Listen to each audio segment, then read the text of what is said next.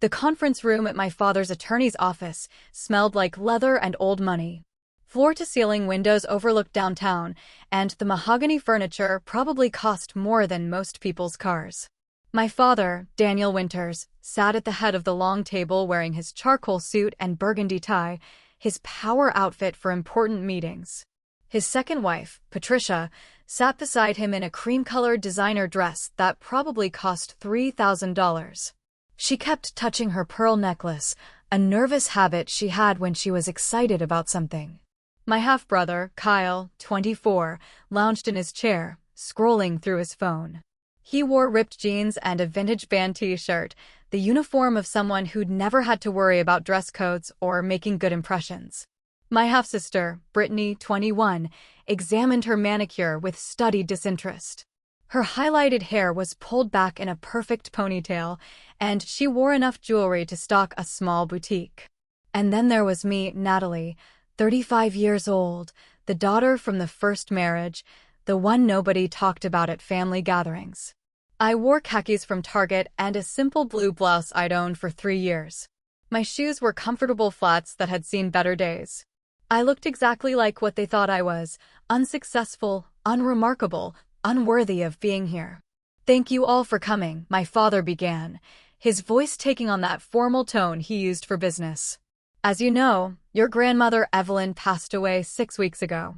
We're here to discuss the distribution of her estate." My grandmother, my father's mother, the woman who'd raised me every summer while my parents' marriage disintegrated, then finally collapsed when I was 12. "The estate is substantial," my father continued. "The primary assets include the beach house in Montauk, the investment portfolio, and several commercial properties. Total value approximately $8.4 million. Patricia's smile could have lit up the room. Kyle finally looked up from his phone. Brittany stopped examining her nails. My father pulled out a folder. "I've had my attorney draft a fair distribution plan. Patricia and I have discussed this extensively, and we believe this serves everyone's interests." I said nothing, just sat with my hands folded on the table waiting. "The beach house," my father said, pulling out a photograph of the property, "will go to Kyle and Brittany. They'll share ownership equally. It's a significant asset currently valued at $3.2 million. They can keep it as a vacation property or sell it and split the proceeds." Kyle grinned. "I'm thinking we keep it. That place is sick." "The investment portfolio will be divided," my father continued. 70% to Patricia, as she's been instrumental in helping me manage my own investments over the years. The remaining 30% will be split between Kyle and Brittany. I watched Patricia's hand rest on my father's arm, possessive, triumphant. "The commercial properties will be sold," my father said. "Proceeds will go toward Kyle's business venture and Brittany's graduate school expenses." He closed the folder and looked directly at me for the first time since the meeting began. "Natalie, your grandmother left you her personal effects, jewelry, photographs, some furniture. We'll arrange for you to pick those up at your convenience." The room was silent except for the hum of the air conditioning. "Personal effects," I repeated quietly. "Yes, it's what she would have wanted. You were close to her when you were younger, but over the past 20 years, he trailed off meaningfully over the past 20 years. "What?" "You distanced yourself from the family. You chose not to attend gatherings. You didn't visit. You made it clear through your actions that you weren't interested in being part of this family." "I was invited to exactly 3 family gatherings in 20 years, I said. "Every Christmas I was told you were doing something small, just immediate family. Every Thanksgiving you were traveling. Every birthday you were busy." "That's not how I remember it," my father said. "I have the emails." Patricia leaned forward. "Daniel, maybe we should." My father's voice hardened. "This needs to be said. Natalie, you've made choices. You dropped out of college. You've worked retail jobs your entire adult life. You live in a studio apartment. You drive a 15-year-old car. You've shown no ambition, no drive, no desire to build anything meaningful." He stood up, his chair scraping against the floor. "Kyle is starting a tech company. Brittany is pursuing her doctorate in environmental science. They're building futures. They're making something of themselves. And I won't," I asked. "Will you? What have you built, Natalie? In 35 years, what do you have to show for your life?" I could have told him about the nonprofit I'd run for 8 years. The one that helped low-income families access legal services. The one that had helped over 2,000 people navigate evictions, custody battles, and immigration issues. The one I'd founded with a $10,000 grant and built into a $1 million operation. But I didn't. This beach house is for my real children, my father said, his fists slamming down on the table. The champagne glasses Patricia had brought for the celebration rattled. One tipped over, spilling onto the polished wood. The children who've earned it, who've made me proud. Not, he stopped himself, but the words hung in the air anyway, not you. Patricia smiled. It was a small smile, barely there, but I saw it. She'd won. After 15 years of marriage to my father, she'd successfully erased the daughter from the first marriage. Her children would inherit everything. Her family was the real family. I pulled out my phone and checked my email. The notification I'd been waiting for had arrived 10 minutes ago. Perfect timing. Are you seriously on your phone right now? Kyle said. Dad's trying to explain something important to you. I'm listening, I said. You're not, my father said. You never listen. You never cared about this family or what we've built. Your mother poisoned you against us, and you've spent your entire adult life proving her right. My mother had died when I was 19. Breast cancer. She'd spent her final months in a hospice facility because she couldn't afford home care. My father had sent flowers to the funeral but hadn't attended. He'd been in Aruba with Patricia. The estate distribution is final, my father said, sitting back down. My attorney will contact you about picking up the personal effects. Is there anything else? Actually, I said, I think there might be. Through the window, I saw a black sedan pull into the parking lot. A woman in her 60s got out carrying a briefcase and a manila folder stamped with the county clerk's seal. What do you mean? Patricia asked. I mean that you might want to wait before celebrating. My father's face darkened. If you're planning to contest this, Natalie, I should warn you that it will be expensive and futile. My mother made her wishes clear. I'm the executor of her estate. This distribution is legal and binding. Is it? I asked. The conference room door opened. My father's attorney, Marcus Webb, looked surprised to see the woman entering behind him. I'm sorry, Mr. Winters, but this is Judith Palmer from the county probate court. She says it's urgent. Judith Palmer had kind eyes behind her wire-rimmed glasses, but her expression was all business.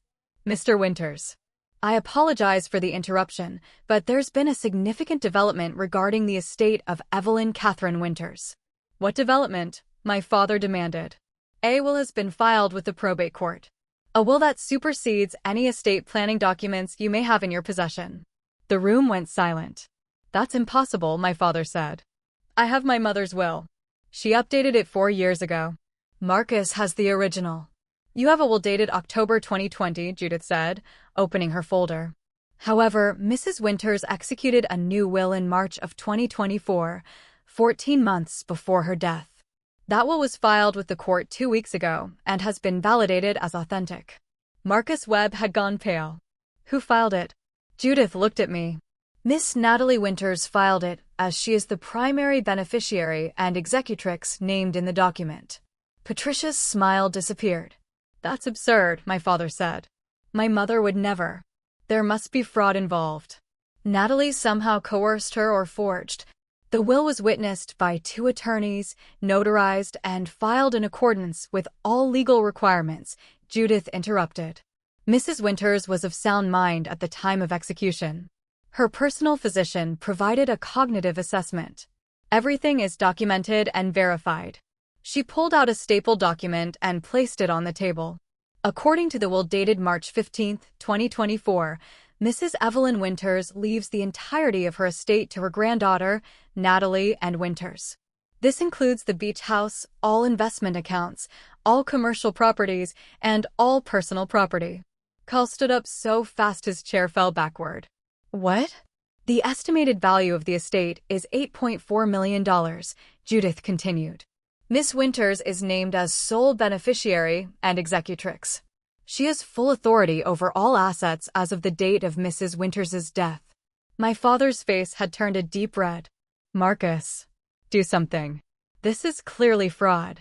Marcus was reading the will, his expression growing more strained with each page. Daniel, this appears to be legitimate. The signatures are notarized. The witnesses are credible and the language is legally sound. I don't care how sound it looks, my father shouted. My mother wouldn't do this. She wouldn't cut out her own son. She didn't cut you out, I said quietly. Look at page 7. Marcus turned to page 7. His eyebrows rose. What? Patricia demanded. What does it say? It says, Marcus read slowly, to my son Daniel Winters, I leave my collection of first edition books valued at approximately $12,000 and my personal hope that he will one day understand the difference between loving someone and controlling them. The silence that followed was deafening. This is because of her, my father said, pointing at me. You manipulated an elderly woman. You took advantage of her dementia or her medication or… Mrs. Winters did not have dementia, Judith said firmly. She was evaluated by Dr. Harold Martinez 6 weeks before executing this will. His report confirmed she was fully competent and acting of her own free will. Then why? Patricia's voice cracked. Why would she do this? I could have stayed silent. I could have let them wonder, but my grandmother had written me a letter, sealed and notarized, to be opened after her death. I'd read it 3 times already. She did it, I said, because I was the only one who visited her in the nursing home every Sunday for 4 years. Rain or shine, I drove 43 miles each way to spend the afternoon with her. I was the only one who called her every Wednesday evening at 7 p.m. exactly because that's when she finished dinner and liked to talk. I was the only one who remembered her birthday, her wedding anniversary, the day my grandfather died, and the anniversary of the day she'd moved into the nursing home. I brought her favorite magazines, Architectural Digest and National Geographic. I read to her when her eyes got too tired. I painted her nails the pale pink color she'd always loved. I sat with her during her chemotherapy appointments when the cancer came back. We visited, Kyle protested. We went to see her on holidays. You went twice, I said. Thanksgiving 2022 and Christmas 2023. Both times you stayed less than an hour. I have the sign-in sheets from the nursing home if you'd like to verify. My father slumped in his chair. She never told me she was upset about the visits. She never said. She did, I interrupted. She told you in June 2021 that she felt abandoned. You told her she was being dramatic.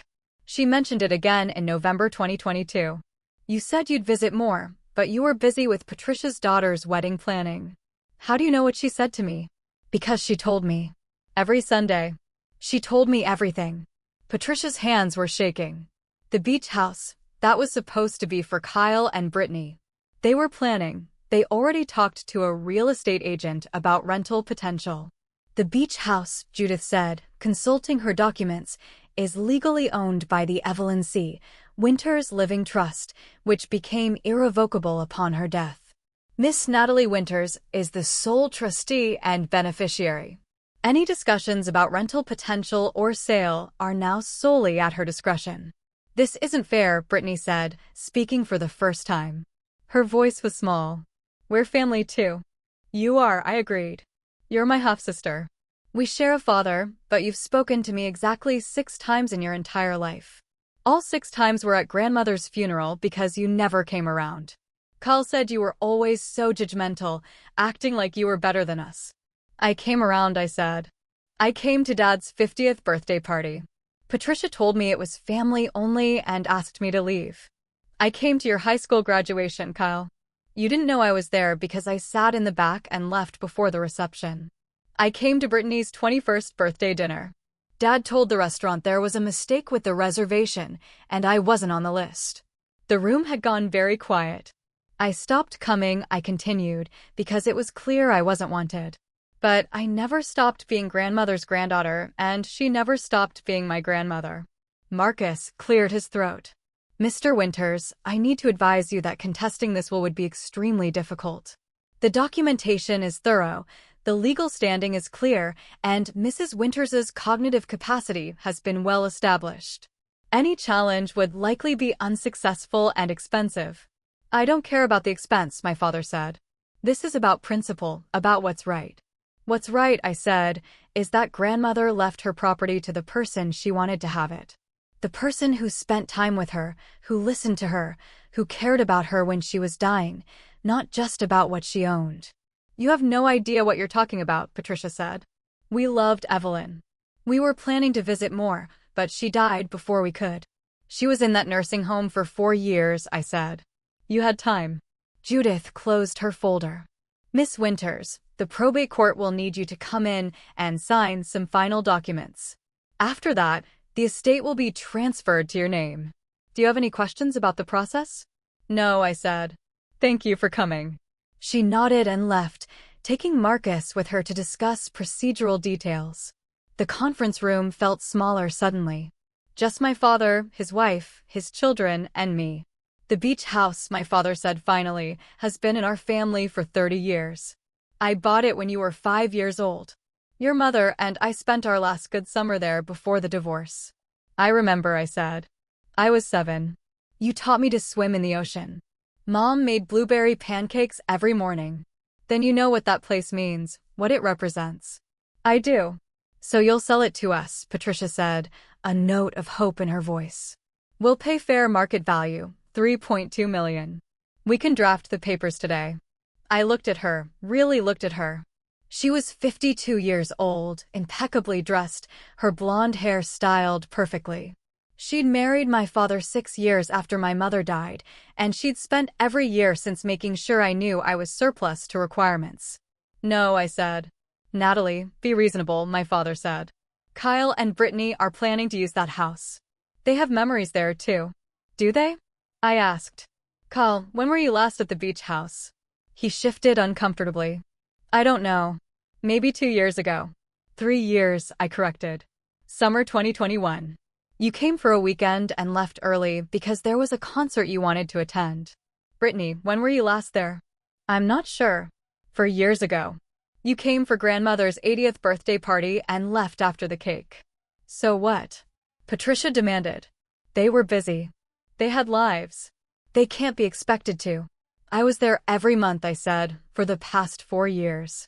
I drove out there once a month to check on the property, air it out, make sure everything was maintained. I hired the lawn service. I arranged for the roof repairs last fall. I coordinated the HVAC replacement in the spring. My father stared at me. How did you? I never authorized. Grandmother authorized it. She gave me power of attorney 3 years ago when her health started declining. I've been managing the property since then. You've been managing my mother's property without telling me. Your mother's property, I emphasized. Not yours. And yes, because she asked me to. Because you were too busy with your new family to handle it. Kyle's face was flushed. This is insane. You can't just take everything Grandma owned and cut us out completely. I can, I said. That's exactly what the will says I can do. But that's not what I'm going to do. Everyone looked at me. The commercial properties, I said, are currently generating about $90,000 a year in rental income. I'm going to put that income into a trust for Kyle and Brittany. They'll each receive $45,000 a year until they're 40 years old. $40,000 is nothing compared to, Kyle started. It's $45,000 each, I interrupted. And it comes with conditions. You have to be employed or in school. You have to stay out of legal trouble. You have to visit me at least twice a year and actually have a conversation about your life. You're bribing us to be your family? Brittany asked. I'm giving you an incentive to be decent human beings, I corrected. Something nobody else seems to have done. My father stood up abruptly. I won't be part of this. You want to play queen of the castle with your grandmother's money? Fine, but don't expect me to bow down to you. I don't, I said. I expect you to leave now because this meeting is over. He walked to the door, Patricia following. Kyle and Brittany hesitated. The trust documents will be drawn up by the end of the month, I told them. If you want the income, you'll follow the rules. If not, the money goes to charity. Which charity? Kyle asked. The legal aid nonprofit I've been running for 8 years. The one that helps families who can't afford attorneys. The one I built from nothing while working retail jobs to pay rent. Brittany's eyes widened. You run New Hope Legal Services. I founded it, I said. I'm the executive director. I use them, she said quietly. Last year when my roommate tried to keep my security deposit illegally, they helped me get it back. I never knew. Nobody knew, I said, because I didn't advertise it. I just did the work. She looked at her mother, then her brother, then back at me. I'm sorry for how we treated you, for assuming you were. I don't know what we assumed. You assumed what you were told to assume, I said. That's on them, not you.